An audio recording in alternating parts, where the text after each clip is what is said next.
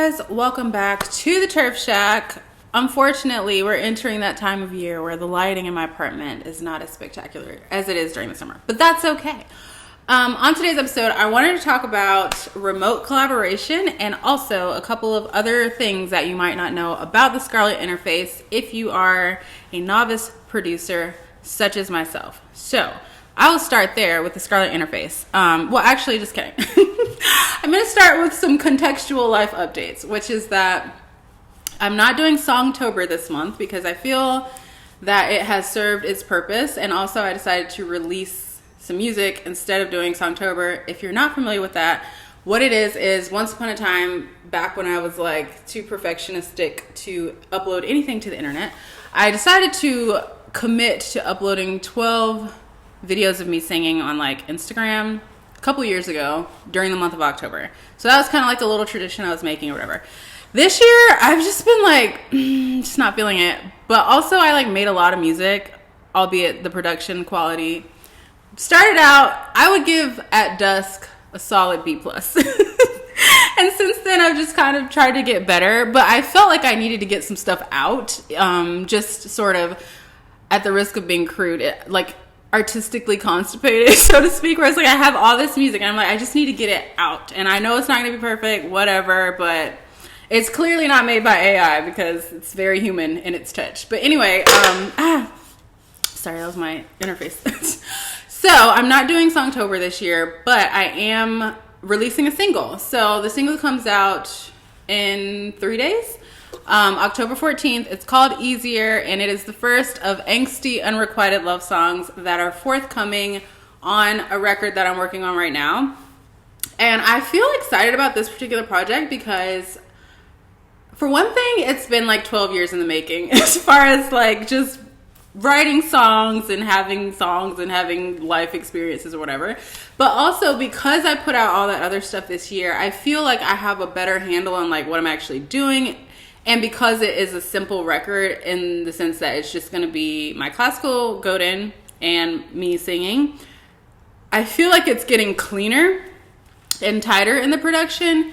And so hopefully it'll just be like a nice acoustic record. Even though it's like angsty, unrequited love songs, the overall tone is not super heavy because the joy of the Lord is my strength, amen. And that just, I feel like it comes through in the song. So it's like the songs are like very present with like what I was feeling and going through in the moment, but also like it's definitely not the end of the world, babe. So I'm excited to release that. I think it's going to come out in January is what I'm shooting for. In between now and then, like I said, on Tuesday, I have a single called Easier coming out. Easier is one of the tracks on the record. And I said that I would never, well, I didn't say I would never, I kind of said I would never put out like a single that was also going to be the same thing as what was on the record. But I did mix it differently. And when I decided to do the single, I wasn't thinking that I was going to put this record out anytime soon. And I also wasn't thinking that I would put it on the record. But things changed. So like I said, at least it's mixed differently, so when the record comes out, it won't be super redundant. And as far as I can tell at the moment, it's the only single from this collection of songs that I'm going to release. So, October 14th, Easier, Rebekkah the Band. Then, November 14th, Christmas Must Be Tonight. Super stoked about that. Also been a long time in the making. I worked on this track with Joey Likety in Nashville last year, and then we finished it up this year by the grace of God and using my PTO, amen. So what I'm about to talk about is Joey and I did another song together, but this time it was remote because I wanted to use my PTO for other things and not pay. And last time I went to Nashville, like it was fun or whatever, but I feel like you kind of have to have a car and friends for it to be fun. And the first time I went to Nashville, I drove to visit one of my friends. And the second time I went to Nashville, I was like so stoked to be doing what I was doing. But the last time I was just kind of like, Anyways, check. So I'm going to talk about an able tip for the Scarlett interface. And then I'm going to chat about the process of collaborating remotely, in case that's helpful. So as I've been working on my record that I'm doing by myself, that I'm planning to release in January, I discovered, which you might even be able to discover by reading the manual, but there's a button on the Scarlett interface that is called Direct. And what that does is it feeds the signal to your audio while you're recording. If you don't hit that, it's not going to happen automatically. And if you do hit it, then it's cool if you are sitting down to sing and play at the same time. Like, I found that helpful. But if you've already recorded an instrumental track and you're singing over it, it actually can produce the slightest level of latency. So I just want to throw that out there because I found that out and I thought it might be helpful. Moving on. What latency is basically a little bit of a lag. And I think the first video, or maybe the second one that I made about these kinds of tips, is about latency and how to overcome it, because sometimes it can get like to feel super complicated and overwhelming, like all the different settings and stuff. But if you're super basic like me, you just hit the off button on your situation and it'll go away. So I can link below the video that I made about that. But yeah. So far my Able tips have been about latency, about if you have the Scarlett interface and certain microphones, you need to turn on 48V, which reminds me of that drink. There used to be a drink about like V8 vegetable juice. Anyway, this is the first tip that I was talking about, was 48V. The second one for this video is direct. So little buttons that actually do things. So yeah, so I just wanted to chat about like some things that could be helpful if you're thinking about collaborating remotely with somebody, because again, if you're a novice producer and you've already lived through the experience and you've already written the song and now you got to produce it, it's like a lot, you know? So if you can get help, then that's fun and exciting. So I think that it did help that I have worked with Joey before in person, because we got to know each other. We kind of know each other's working style a little bit, and we know the chemistry that's there, which can be super important and helpful to have. And I really appreciated the fact that I feel like Joey is really good at being present in the projects that he's working with and listening to his clients and getting the sound that they're going for. He's also really good at like being experimental and coming up with ideas, but being open to like what the person is actually asking and working to exactly replicate that. And I feel like that's a very rare skill set, and he has it. So that's been fun to work with him on this. So some of the like practical things that we did, actually before we worked together in person, we had like a Zoom call, and that can also help to kind of see, are you guys have the same working style? Is there any chemistry? That kind of thing. Then, like I said, I worked with him in Nashville. So I made 2 trips to Nashville to produce Christmas Must Be Tonight, because the first time I had like this weird, crazy back pain, and I was like, that whole year had just been a lot happening, and I didn't want to force it. And so we got the whole track figured out, but I couldn't get the vocals where I wanted them to be. And so I was like, whatever, I'll just come back. So then I came back in the spring, did the vocals, he finished it up, sent it to me. So some practical things. If you are going to connect with somebody remotely to collaborate, consider having a video call first so that you can get a style for your communication, because again, if you're working remotely, then there's probably going to be a lot of messaging back and forth, and it helps if you kind of have a feel for that person's communication style. Other things, this time along those lines, I made a Apple Note, and we both have Apple devices, so that was easy. And for me, it's easy because I have 2 different IDs that I work with on a regular basis. One of them for just like regular life and the other one for like music stuff. So for me, it's like I can just work from my laptop and then have it in that specific cloud, and then I can transfer it either to myself or to the person I'm working with or whatever.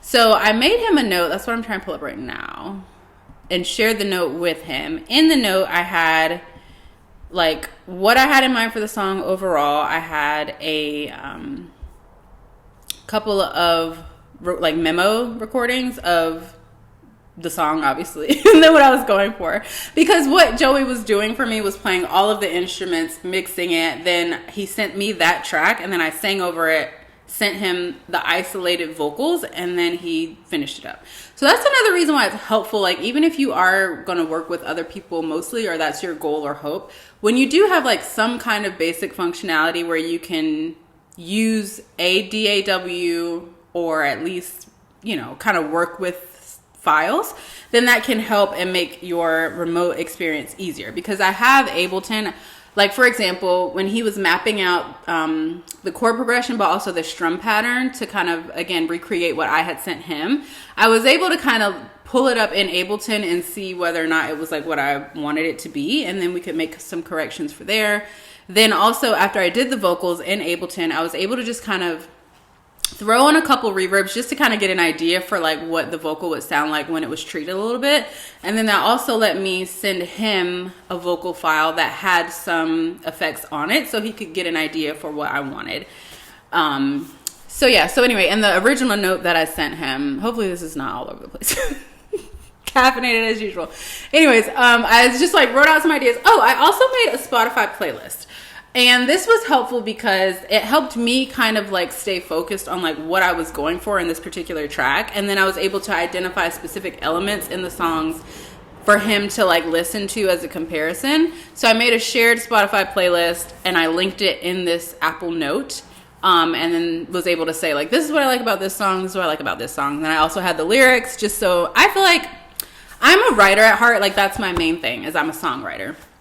Which helps because when you listen to some of the stuff I put out, it's kind of like, she tried. But it's like, my main love is the songwriting anyway. Obviously, I want to get better as a vocalist and as a musician and all the things. But like, I feel like the song itself and the lyrics needs to like come through, you know?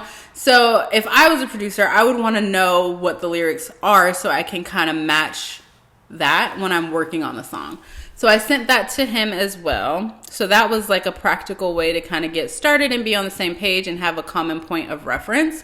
With him in particular, he tends to just a text message. So, but when it comes to like having a lot to say and wanting to be organized, like for me, it works better to send a note. And like I said, I can work from my computer and then just kind of like add stuff in there and go from there. So that was another thing. Back to, sending songs to kind of convey what you want something to sound like.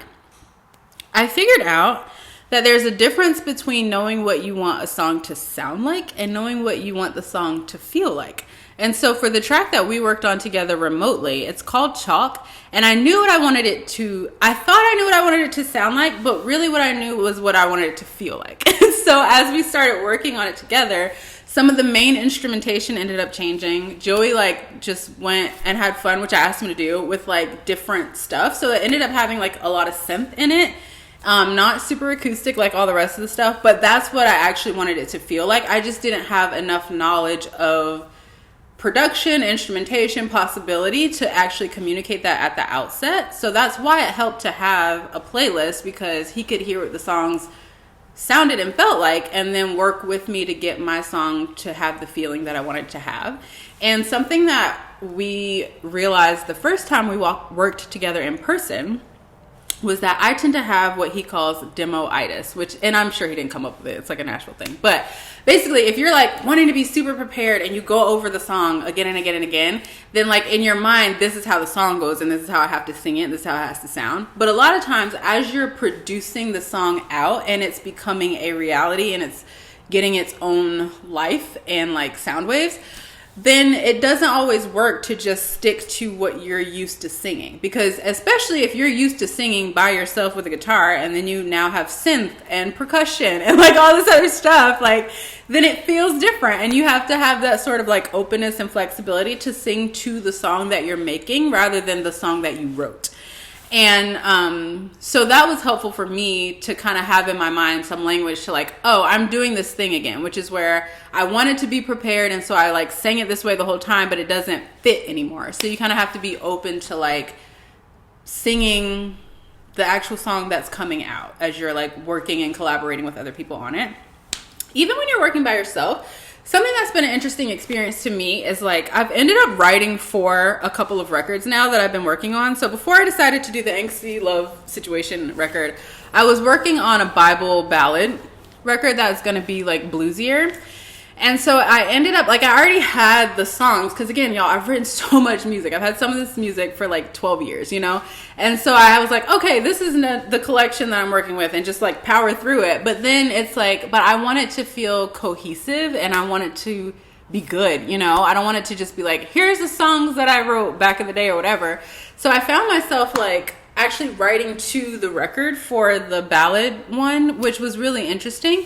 And then that happened again with this one. Like, as I was remembering some of the ridiculousness that inspired these like angsty love songs, it was brought to my remembrance like a specific episode. And so then I had made a podcast episode about this like crazy love triangle that happened at church. So I will link that below if you guys are interested. But then also I remembered another person that I was like friends with, and I remembered this other melody, and then I ended up like writing this specific song, which actually is not going to be on the record, so I don't know why I'm telling you this, right? But the point is that, like, similarly to how you have to be open as the track is being made to sing it differently, or even to change things about like the melody or the instrumentation than what you originally had in mind. If you're working on an album, and if you are collaborating in particular, it helps to be open to let it become what it's trying to become, so to speak. So yeah, I am super stoked about this, like, about Dissonance is what it's called. I think it's going to be so good. And I've just like been listening to it, and like, as I listen to it, I feel satisfied with it. And I know I can still grow and improve, but again, I feel like I'm getting better at like getting the polished sound that I'm going for without being too reverb heavy. So this single that's coming out October 14th is still a little reverby, but that's okay. Like I said, I remixed it for the record, and that's the version I actually like better. Okay, anything else? So as far as remote collaboration, to recap, it helps to talk synchronously, which means to have a conversation in real time. So whether that's on the phone or Zoom or FaceTime, that helps to get to know each other, get a style for your communication, talk about what you want for the project, and pick up on any like helpful creative chemistry that you might have that you can lean into. Second, clear communication and having like an organized, centralized place to make notes about the project and to share files. Thirdly, knowing what you want something to sound like is not necessarily the same thing as knowing what you want it to feel like. And sometimes you have to let go of the sound that you have in mind to achieve the feeling that you actually want in the finalized project. The other thing that was helpful with my particular remote collaboration is that because Joey knows that I am trying to learn production for myself, when we were working together in person last year, he was actually very generous about being open with his process and technique. And I was there while he was like doing all the things, because I had gone all the way there to work on the song. So I just like hung around a lot of the process. And so he was explaining like, this is this tool, this is what it does, here's what I'm doing here. So that was like helpful, because again, helps me know his style and process so that I can communicate to him, oh, like when you did this on this track, like I kind of want to recreate that here or whatever. But also it was very generous of him because I can learn for myself like different production techniques and tools that are out there and available. And yeah, so my last thing is generosity and humility go a long way and can help build or increase creative chemistry and trust that it takes to have a solid collaboration. So those are my Able tips. I hope you guys are having a fabulous start to autumn. I know there's like a lot of stuff going on in the world, a lot of shenanigans, a lot of disaster. So I just pray that you guys find comfort in the Lord, and I pray that you do have wisdom for preparation for things and also safety, preservation when things happen. And I'll be back to chat to you soon. In the description, I'm going to link my podcast just so you can listen if you want to. Again, I do have a juicy story, as my little brother would say, about one of the tracks on my upcoming record. And I will also link below my Spotify and just put in the dates for my upcoming releases. So I hope you have a fabulous weekend, and I'll be back to chat to you soon. Okay, bye.